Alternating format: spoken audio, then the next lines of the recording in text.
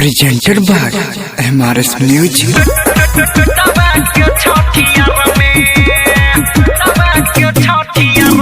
Singing by Chhotu Chhavela.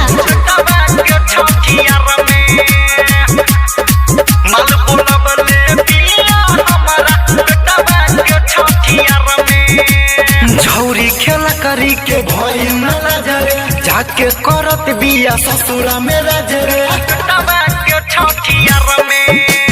झौरी खेला करी के भई न नजरे जाके करत बिया ससुरा में रजरे।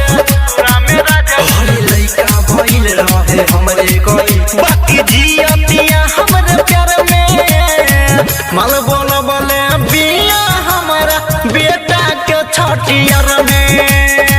मल बोल बोले बिया रे यारवा बेटा के छठियार में। मल बोल बोले बिया हमारा बेटा के छठियार में।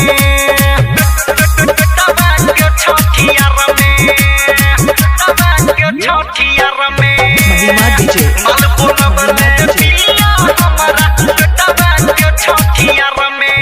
सगरो बंद सोर भइल बाटे मन खुश हो। कहले बिया आइबो ना ता जाइब तो से रोस हो। सगरो बंद सोर भइल मन बाबे खुश हो। कहले बिया आइबो ना ता जाइब तो से रोस हो। हरे बाप परेशानी नहीं हर के निशानी अभी सैया बहु कर कतर में। मल बोल बोले बिया हमारा बेटा के छठियार में। मल बोल बोले बिया रे यारवा बेटा के छठियार में।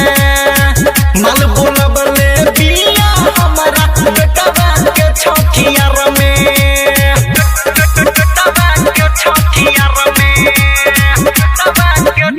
महिमा डीजे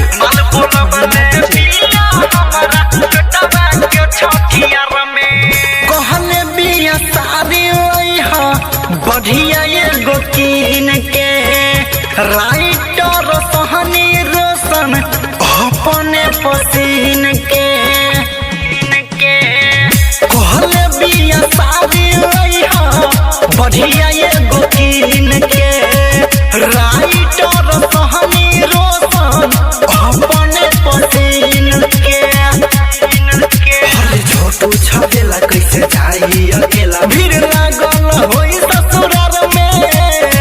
मल बोल बोले बिया हमारा बेटा के छठियार में। मल बोल बोले बिया रे यारवा बेटा के छठियार में। मल बोल बोले बिया हमारा बेटा के छठियार में। झौरी खेल करी के भइल न नजरे जाके करत बिया ससुरा में रजरे। हरी लइका भइल रहे हमरे